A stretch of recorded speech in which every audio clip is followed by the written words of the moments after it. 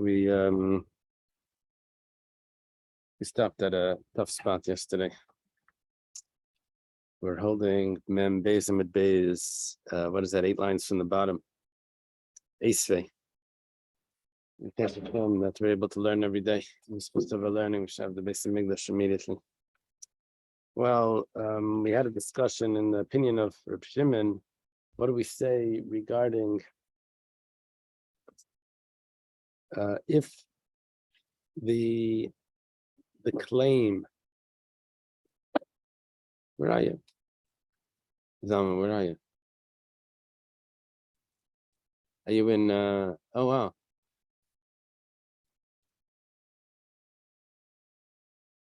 Where is that? What? No, Zalman's showing me a picture where he is.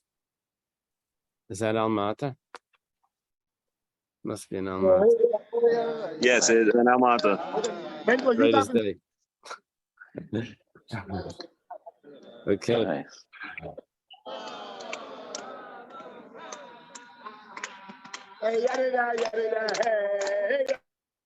Put it on, Reb Naftali wants to see.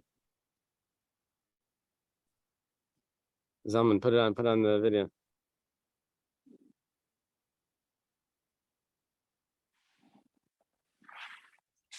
But what is that? What is the vigil? What are you? What's everyone watching there? It's there trying to take a picture of everybody together. Oh. So this is they had the Florida regional Sultan. Oh, I get it. Okay, good. Okay. Very nice. Okay, so we have a discussion. I'm sorry? I thought you'd enjoy it. Yeah, very nice. I was there last year, Baruch Hashem. All right, I'll go back. Okay, so we had a discussion regarding the opinion of Reb Shimon when it comes to if there was a claim that someone tells someone else that he raped or seduced his daughter, so that and he wants him to pay him the money. So if it already came to court once, and he says, you're already chayiv in court, you owe me the money. So and then the guy swears about it, and then he admits that he swore falsely about it. Do we then say that it's not that he admitted to a knas, because he admitted already to because it becomes a monetary claim once it's been in court? That was our discussion before. Anyway, there are different ways of looking at that, but whatever the case is, the way we concluded now was that the pasuk of the Kichesh tells me that he's exempt from the korban of swearing falsely, of denying money, Hashem Gezelis. But that's only by the pasuk exempts him from that. Yatsu'elu shen knas, right? It's only by mammon. And these have, the way we concluded was that ikran knas. If it's ikran knas, then it's a problem. Okay. Even though now it's switched into a money, but ikran knas is the problem. Esvei, he has a question. Who is this question? Is this Abaya and Rabbi Yosef, I think.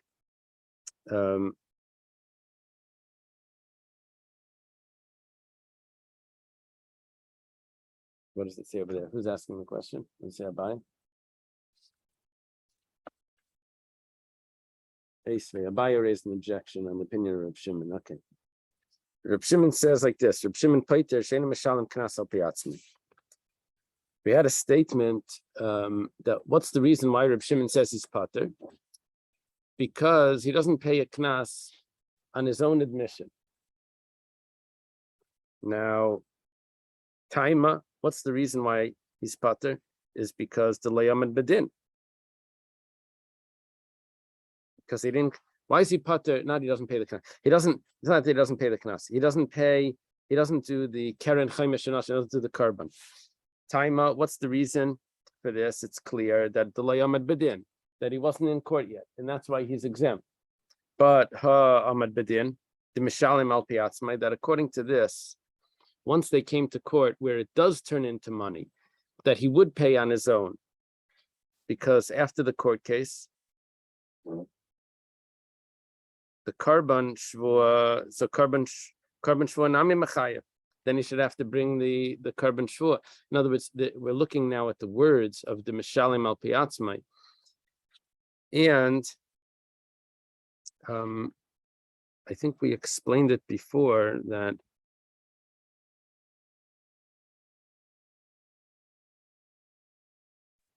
Hikam Rabba is Memainahavi Larisha Lavanov Sharknasis.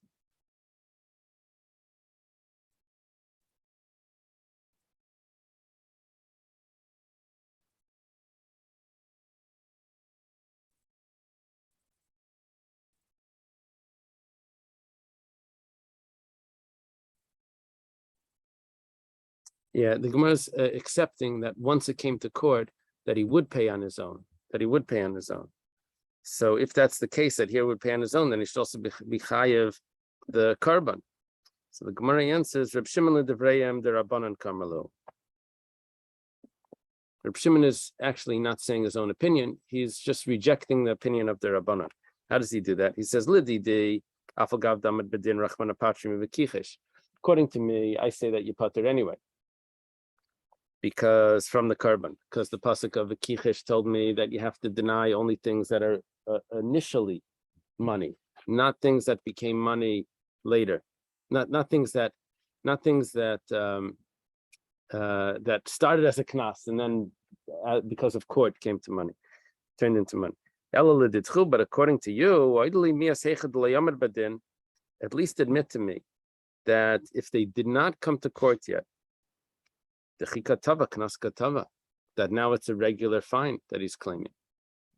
So his claim to them is only Reb Shimon says that even if it came to court, I hold the same thing as if it didn't come to court. It's all considered a knas or ikran knas. But according to you, you should at least make a difference between once it came to court where you say that it's mammon and before it came to court where it's definitely a knas. Why don't you make that distinction? You should say that he's exempt if it before it came to court. It's the issue here whether it's a moda that's accepted as a right. The commissions only count as commissions if it's made in circumstance or take it very seriously. Like if you make it in court. Right. It's hard to imagine somebody saying, by the way, I raped or seduced your daughter. But later say, oh, no, here we're count. saying that it's an admission. Why is it admission? Because if he would have denied it, you wouldn't have been able to extract the money. But I'm saying some certain you can't deny it. For some circumstances you can. Dr. Professor and I are in a bar. I say something later on, I can say, oh, that was just okay, yeah. Right. No, that I understand. That ain't other megalatana chutz lebezdin. The outside of court, he doesn't say. Yeah. So here, the idea that it's an admission is that because it's only his words that have the authority to obligate him to pay, so it's all coming from him. That's considered the admission. So so now what's happening is kanasa katava umayda b'knas pater. That's Reb Shimon telling the Rabbanan that because it wasn't in court yet, at least admit that maida, if he admits b'knas pater, he's exempt from the payment on top of Mem Gimel. Rabbanan Savri, the Rabbanan hold kikatava b'shav gam katava. Rabbanan say that's not really what he's claiming. You think he's claiming the 50 coins, that's a knas, and therefore an admittance about the knas should be exempt. He's actually claiming the embarrassment and the decrease of value that she has, and that's not a knas. And that when he admitted to that he owes that, so that's what he owes. My kamiflagi. So then, what's the machlekes over here? Amar of Papa Reb Shimon the kids v'tav midleikets. Reb Shimon says that a person won't ignore something that's set and just claim something that's not set. What is something that's set and something that's not set? Kits is fixed. What's fixed is the knas. 50 coins. He says that I know I get. The baishas and pagam, I know it's going to go through a whole ordeal. How much is the baishas? You're going to have to estimate and evaluate and all of that. That's going to take some time. But I'm claiming the 50 coins, and we'll tag on the other things. But so really, Reb Shimon's saying that what the father's claiming to this fellow is that you owe me a knas. So Reb Shimon views the whole thing as a knas. And Rabbanan Sabri leishavakinish midi the kikamayde the chimayde beilay miftar, v'tavim midi the chimayde bei miftar. The Rabbanan say no. What he's really claiming is something that he can't be exempt from. And the knas he could be exempt from when he admits to. So really what he's claiming is the complicated stuff, the baishas and the pagam. I know you can't get out of it. What do you think it is? I don't know, but I know you can't get out of that. So that's what he's claiming. And he won't ignore that claim that he can definitely get. I don't know how much he's going to get, but then grab onto something that he won't necessarily get if the guy admits to. Okay. So basically what they're talking about, what's the main claim here? Reb Shimon says the main claim is the knas, and Rabbanan say the main claim is the mammon. And that was the machlekes over here. If we can say Knas and the other, what was there? mammon, knas versus mammon. Knas means it's a fine or a penalty, Right. and mammon means that it's actual money or like decrease of value, restitution. Yeah, That's not a fine. Fine It's is not a something fine. completely different. right. Okay, that was the end of this. The last segment. We start a new topic over here. How it comes in, we'll see how it comes in. Just a small detail is the relevance of this. The detail, what's coming in here is, what are the rights of the father over his daughter in regards to, can he then bequeath those rights to his sons? Because that was part of our discussion here. Do the sons, Well, we know that they're next in line. If the father passes Right. away, then the brothers would right, get money. right. But we had a discussion here, regarding if the girl gets it or if the Obviously, brothers get this Some money. mine. The minor, yeah. All of this is regarding a minor. So the Gemara now discusses Boimine Rav Avina mir Rav Sheshis. Rav Avina asks Rav Sheshis the following question. Usually, the father is supposed to support his children until they're about 6 years old. I think that's the after that, the minhag is that he continues to support them. That's just the custom. But according to the dry halacha, not necessarily does he need to support them, but that's what he does. He continues to support them. Okay, now what happens is that all the work of the girl, all her income, this young girl, belongs to the father. That's how it is. Belongs to the father. The father could sell her as a slave, so he owns all her income. Well, the question goes like this: the father passed away. In Basani Zainis Mina Achim, Maisi Adelami. If the daughter is being supported by the brothers, now why is she being supported by the brothers? Well, in the Ksuba it says that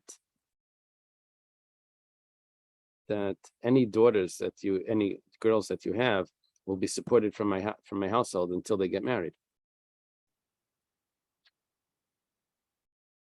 That's what it said. So they're being supported by the estate. Okay. State, but not by the brothers. By the estate, which the brothers have the hold of, because she They're doesn't. managing it. She doesn't have not only managing it, they actually own it. Subject to these obligations. Yeah. Because she doesn't inherit, right? She's just a girl here. The brothers inherit. So, but nevertheless, she has the sustenance she has off the estate. Same with the widow. It's similar to the widow. Yeah, we'll see. That's going to be our sugi over here. How much to compare it to the widow? That's the. This is money from Kesubos, right? Yeah. What's happening is the father passed away, leaves money. It's Oh, not the money from the ksuba. It's the condition of the ksuba. in that marriage that he made to this girl's mother, one of the conditions was that the girls are going to be supported from his estate if he passes away until they get married. So now the question is, Maisia Delami, what about the income that the girl gets? Now, when the father was alive, the girl gave the income to the father. Well, the father could have sold her, so he really owns that. The question is that those rights, do those rights of what he gets from the girl's income get transferred over to the sons? Because look at what was going on before. He was supporting her and taking her income. Now the estate is supporting her, and l'chayra should take the income. Or the makim av kaimi, do we say that the estate or the brothers are now in the position of the father? Just like over there, it was just like the food, the sustenance.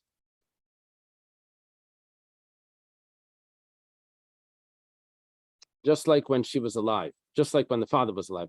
Just like when the father was alive, the father got the income. So too the brothers now. Now the brothers get the income. Or maybe you can't compare the brothers to the father, because over there, the father only had to support her until she was 6, or until whatever age it was set up, 6 years old. But then he continues to support her anyway. But that's not really associated with the Tanai Ksuba, that why he was supporting it. He was supporting out of his own free will. Here, over here, they're not supporting from themselves. They're supporting her because that was a condition in the Ksuba. This is not their own good, because of their generosity. This was imposed upon them. So maybe the father, his right, I don't know if it's saying that she agrees to it because the father's so kind to her. I think what it's saying is that they're totally separate things. The fact that he supports her and the fact that he owns those rights, those are independent things. And here, the brothers are supported. It's showing that the brothers' support of her is nothing to do with the rights that the father had. He doesn't bequeath those rights to take her money. Yeah, those are the two sides of this. Do we say that they're interconnected? Those the support and her income? Is it It's an saying exchange, or that do we say that it's the not? brothers are paying their sister, I guess? They're not doing it because they're doing it mostly because they're obligated to, Right. because they want to do it from the kindness of their heart. Right? That's for sure. Yeah. That's for sure. So Amalei, Rav Sheshes gives an answer to this. He says, Tani Sua, I'll quote to you I think it's a Mishnah. Almana Nizainis Minechse Yasaimim. The widow, we're changing cases over here, but we're moving over to a widow. The husband died, leaves a widow. The widow is supported from the estate of the orphans, of the brothers, of the children. But her income goes to them. Okay, it's a pretty clear answer. Just like the widow, so to the daughter. The income is an exchange for the support. Right? She has a job. The estate takes the money, and she lives off the estate. Umar says, "Mi dami. How can you compare? Al manusai leinichle barvacha, biti nichle barvacha."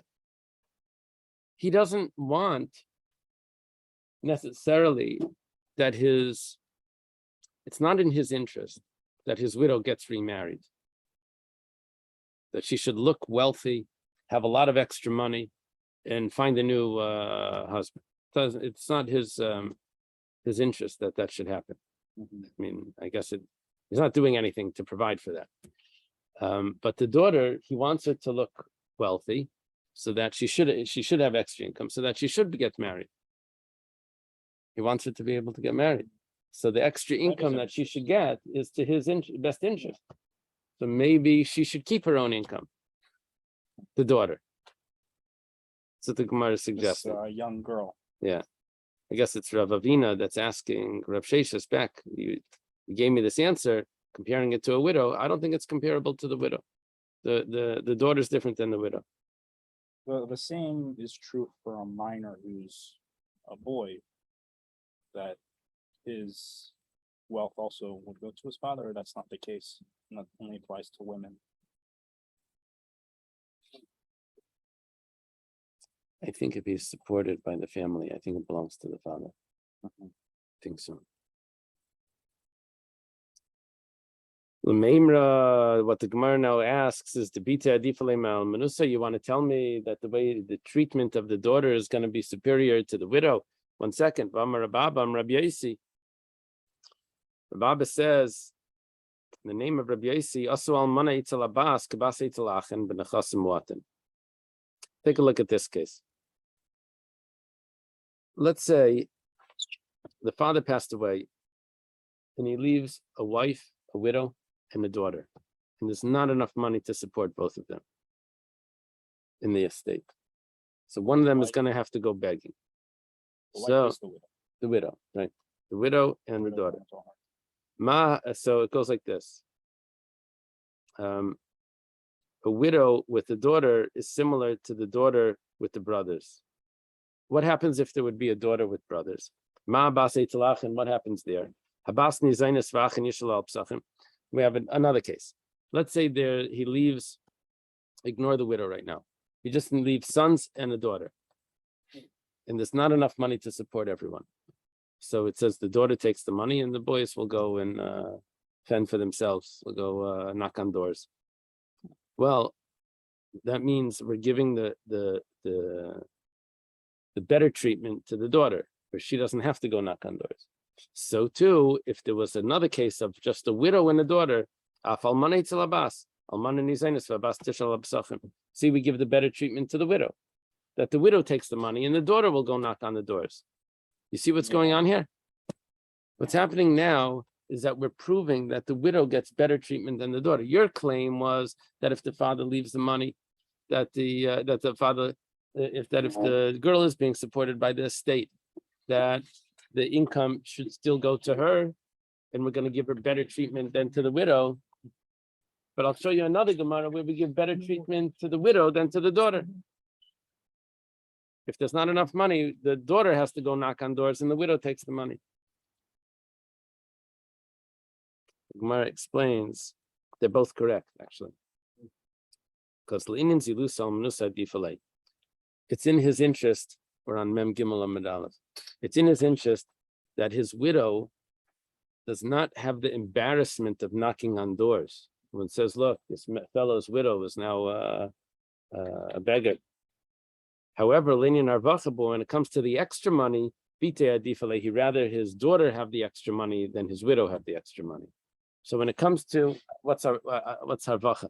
Harvacha means more than what she needs for food. Her own income, food she's getting from the estate. What about that extra income that she gets because she happens to be working? So that he wants his daughter to own, but he not necessarily does he need his widow to own that extra income. He just wants to make sure his widow doesn't go knocking on doors. When it comes to the extra wealth, he wants his daughter to have the extra wealth. That way people will see she's well dressed and then she'll get a shidduch. Master Rabbi Yosef. Describing how to interpret Kesubos. This is obviously not spelled out in. It's not spelled out in the Ksuba. So It's these rabbis are saying, we're going to imply this is what a normal person would have expected. Is that what's going on? I think so. This money, it seems like they give more preference to a single daughter to get married as opposed to A widow. getting remarried. Right. Yeah. It's a good point.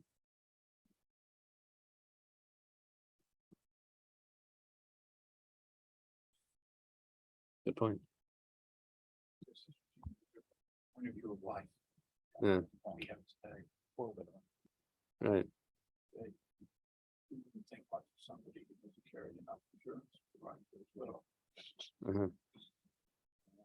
Could be a different view of Maybe. death. Yeah. View of death. That the guy says, I'm gonna come back to you some Mason, and she may not want me, she may want me. That's an interesting point. He doesn't want her to get Many people remarried, ask this question, who do they go back with the multiple? right? Saying it's against his interest for her to be married. Maybe. So Wow. stupid jealousy and poor conception of heaven, but come not to a rare question. Very good. To write that in your book, commentary on that. Must- I burnt the book with 1984. That's still selling. Master Rav Yosef. The story about which wife, which ex-wife does he get buried with? Right. Because he didn't like all of them, or he likes the first one more than the latest one. Uh-huh. And the next one. He said they all die first, Oh. that Oh, he's single, but he chooses which where. Uh-huh. Usually like, Yeah. Master Rav Yosef. Rav Yosef has a question. Look at what happens here. Her work of the girl. The girl has income, or she finds an object. Even though she didn't actually collect the income yet, she worked for someone, she didn't get paid.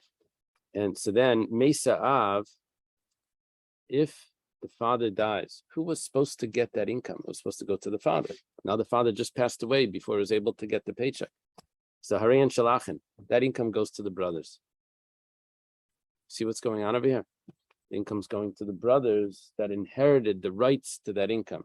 Well, Taima, you would think now, without going further, you would think that the Gemara is about to tell us that you see the brothers always get the income. It's exactly the opposite. The Gemara tells me, Taima de b'chayeyav. The reason why the brothers get the income is because when did she do the work? While the father was alive. It was just the paycheck that didn't come till after he died. But let's say she did the work after the father died, then the income would go to her. La'atzma. It must be that it goes to her. this is still talking about. This the is- minor? This is in contrast to what Wow. Rav Sheshis answered, because Rav Sheshis said when they asked him the question, he compared it to the widow. We said that the widow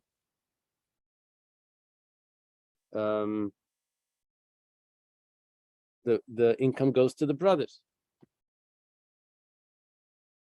And now we're saying that by the daughter, the income goes to her. So Rav Yosef's question is challenging Rav Sheshis. Shesha says that just like by the widow, the income goes to the brothers, so to the daughter, the income goes to the brothers. We were asking that it's not comparable, the daughter and the this and that. But whatever, that was Rav Shesha's view. Rav Yosef has a question that we have a source that tells me that the income goes to her. It's only if she worked while the father was alive that the income would go to the brothers, but not if she works after he dies. After he passed away, the income she keeps. In my love, bin Zainas, to make the question match, we have to say that the case is similar. Mizainas means that she's being supported by the father or by the estate. If we would say that she wasn't supported by the estate, then the whole comparison doesn't work. What our whole question was based on that she's supported she's from the same estate, so therefore the income should go to the estate. The Gemara says, you know what? Not necessarily. We could change the whole story, and you don't have a question. B'shein and nizainas. The reason why over here she keeps the income is because she's not being supported by the estate. She's living in her own private place. She's getting her own income. If she's not supported by the estate, so what's the chiddush? Of course she keeps the income. Even according to the opinion that says that a man can tell his slave, you work for me, and I'm not going to feed you. Because he's allowed to mistreat his slave like that. How's the slave going to eat? I don't know. That's a But- transgression from the Torah. No, there's a machlekes about this. If there's an obligation on the master to feed his slave, I mean, he wants to feed his slave because or else that's very short-sighted, you know. That's not gonna last too long. But is there an obligation that he has to? Can I say something like in Yitro? But Hani Mili Bevet Kanani, that's by a non-Jewish slave. You're asking about the like Ksiv Be'imach. Oh, It doesn't say that he has to live with you. Abel Eved Ivri, when it comes to the Jewish slave, the Ksiv Be'imach, that he lives with you, like Loi, he's not allowed to do that. So Kolshkin Bite for sure for his daughter. Which means that how is he saying that, how is there a possibility that she's not supported by the estate and the income should go to the estate? That's the impossibility. And if you don't do that for an Eved Ivri, where you say we take his income and we don't feed him, you can't do that. So for sure by the daughter, where if they're not feeding her, for sure she's going to keep the income. So what are you telling me that she keeps the income? I don't have, I never thought it would be different. Amar Rabbi Barula, leinitzcha la'adafa. He answers, really, we're talking about where she doesn't live off the estate. She lives off her own she income. makes her own. And nevertheless, the rest of the income belongs to the estate. How does that work? Well, she just is allowed to take the amount that, The surplus. yeah, the amount that she needs for her sustenance, and the surplus would go back to the estate. Kamash Malan that it doesn't. That's what it's telling me. Kamash Malan that she keeps it. That's a chiddush. I could have thought that the surplus has to go back to the estate. Kamash Malan that she keeps the surplus. She's still living in her father's house. Probably not. She's Ein Nizainas. She's not supported by the father. Father passed away. So she would just keep for her whatever the bare minimals that she gets. And I could have thought that maybe the rest goes to the father because the father had those rights. Now the father passed away, but maybe the brothers keep it. Maybe that's goes to the estate. Well, Amar Rava rather. Gavar Rabba Karab Yosef Layada Dika Adafa V'Kamaisif Tiyufta. The teretz that you just gave me. Who is this? Rabba Barula gave a teretz to Rabbi Yosef's question. Rava says, you don't think Rabbi Yosef thought of your teretz? He thought of your teretz and he didn't accept it. He must have had a different, the question must have been different. Ela Marava, Rabbi Yosef must need some gufa kashli. Rabbi Yosef had a different question on Rav Sheshis. Again, Rav Sheshis was saying that the income of the daughter goes to the estate, to the brothers, just like the widow's income goes to the brothers. Rabbi Yosef says that it doesn't. That's Rabbi Yosef's claim. What's the question? It says the Ktani Maisi Amatziasa Afapishle Gavsa. It says the work of her hands, that means her income, and the found object, even though she didn't collect it. 1 second. Mitziasa Miman Gavya. When it comes to the work of her hands, her income, I know that she has to collect it. How does she collect it? She goes to the boss and she collects the money, the paycheck. When it comes to a found object, how does she collect the found object? She found it. What do you mean collect it? That the end phrase of this doesn't fit with both cases. She had 2 cases. Her income and the found object, her mitzvah that she finds, even though it wasn't collected, that only fits with one of those one of the first cases. Maybe these collections, all for the requisite time. Oh. Those things. Oh. The Gemara says that maybe the word collecting is not. It says elalav.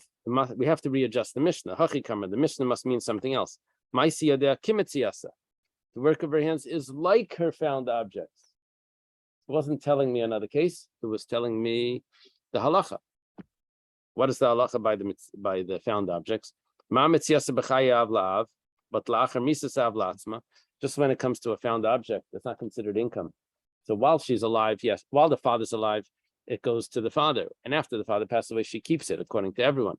But so if my nami b'chayav la'av la'achar misa Misasav la'atzma shma mina. So to her income, while the father's alive, it goes to the father, fine. But after the father passes away, it goes to her, just like the lost objects, the found objects that she finds.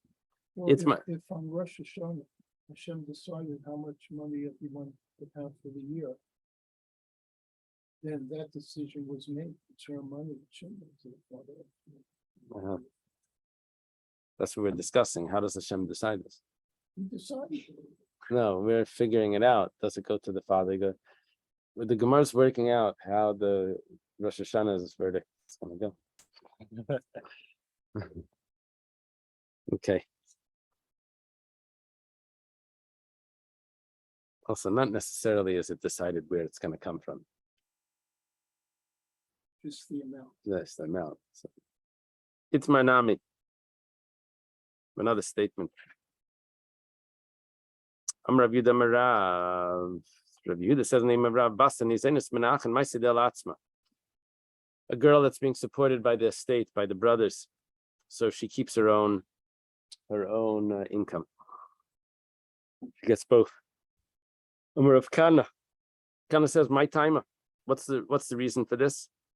Rav Kana is also a student of Rav. Says the Ksiv, the slaves getting inherited to the children afterwards. The slaves get inherited, bequeathed to the sons, right? And Eved Kanani is bequeathed to the it goes over from the father that passed away to the estate to the children, but not the daughters. That means the rights that the father has to the daughter do not get bequeathed to the son. If that's the case, Maskefla Rabba, on second, Rabba says, maybe it's not talking about her income. Maybe it's talking about those fines, like if she gets seduced or raped, or chavalas means if she gets damaged. Maybe those things don't go to the sons. But when it comes to actual income that she's earning and she's living off the estate, maybe that for sure the son should get. That's a direct exchange for those are other things that no one was expecting.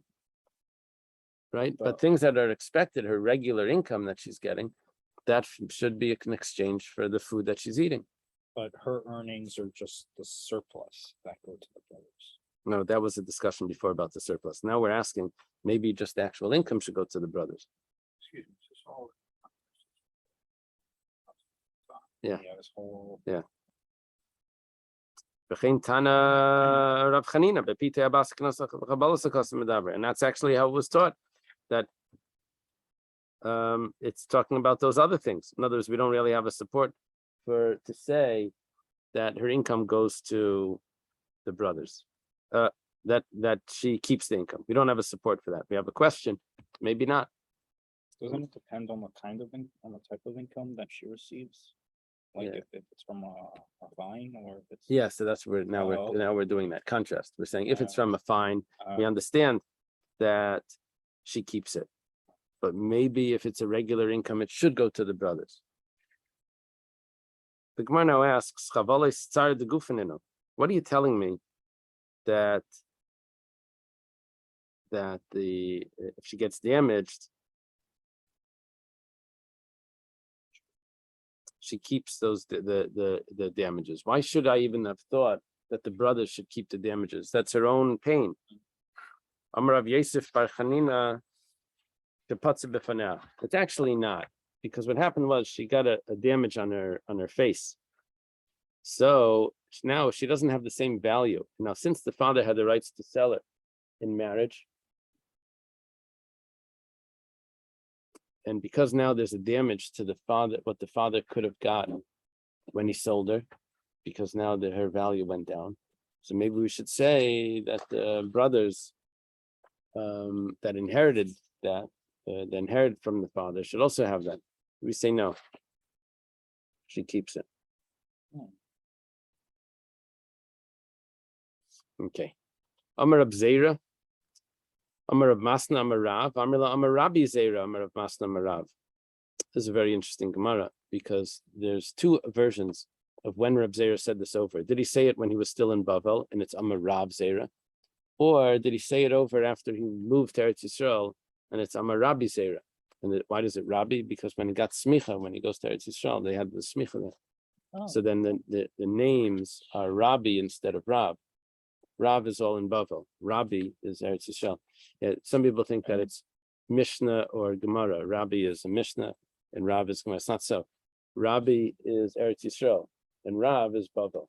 Doesn't matter on the generation. So they couldn't get smicha and Right. Right. Bas Reb Zera on the chart is in Eretz Yisrael. He's listed on that chart in Eretz Yisrael. Bas Anizenis Menachem, a daughter that's being supported by the brothers. So my Sidel Atzma, she keeps the income, the ksiv.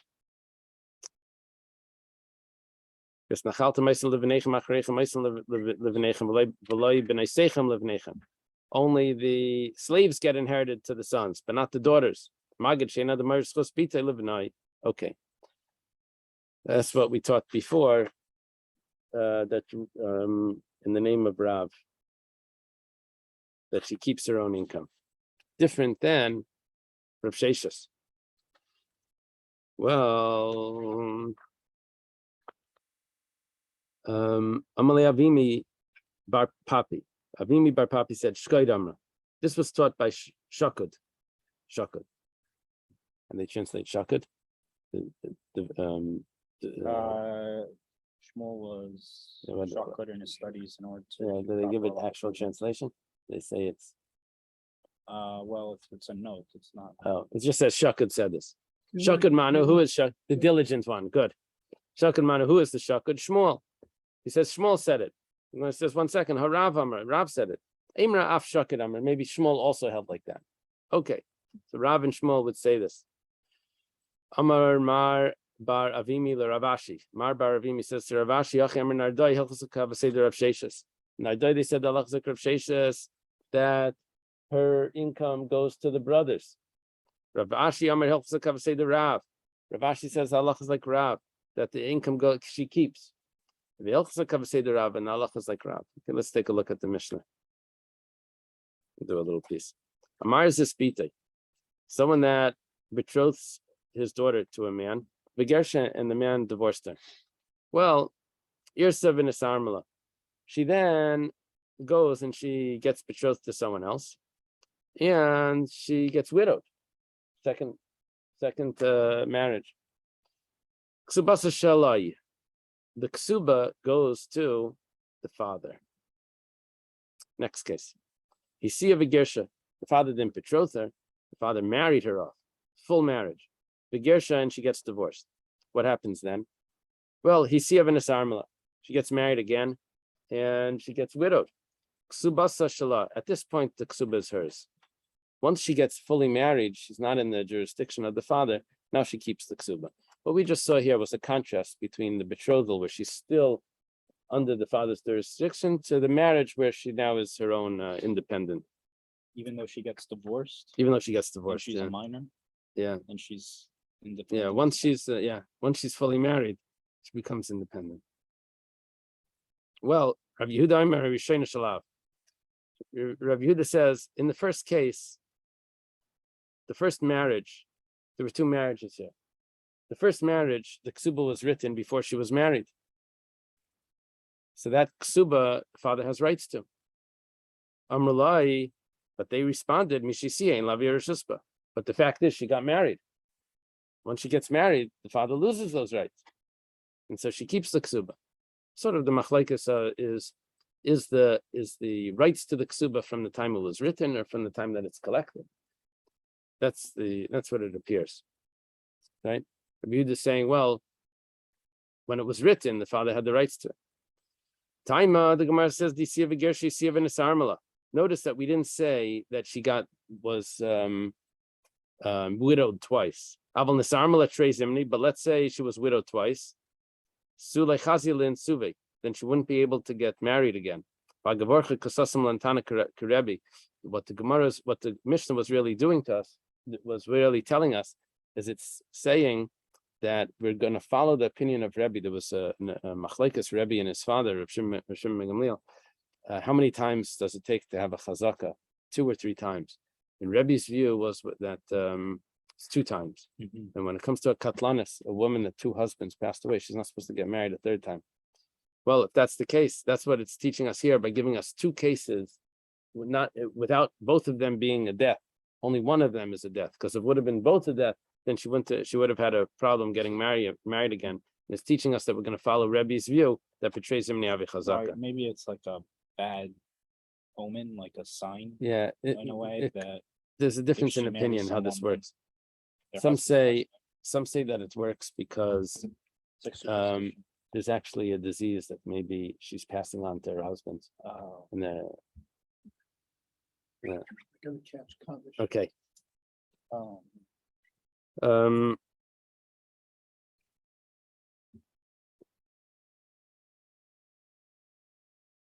Here's a small piece for the Rabbi Yehuda says Rishena Shalav. The first ksuba goes to the father. It was written while she was under his jurisdiction. The Gemara says, "My time at the Rabbi Yehuda." What's the reason? The father has the rights to it from the time of the Erison. And by the Erison, by the betrothal, she's still under the jurisdiction. Masiv Rava has a question. Rabbi Yehuda Mirshena Shalav. Okay, that we knew. The first ksuba goes to the father.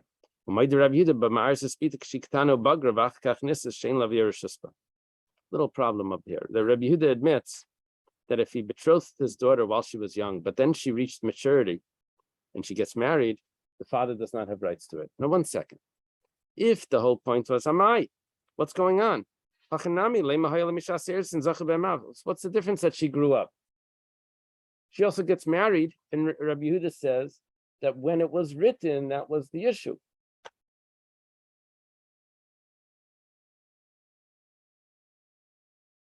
It's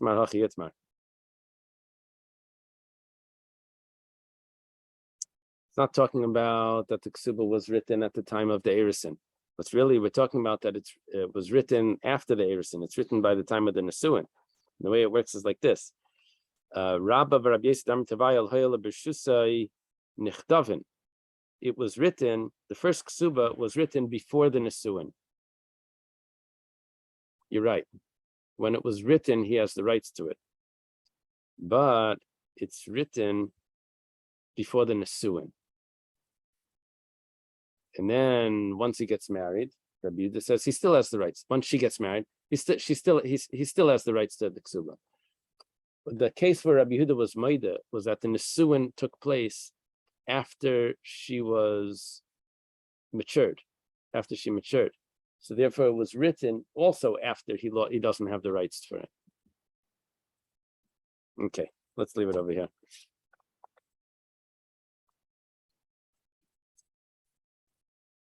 Okay, have a good day, everyone.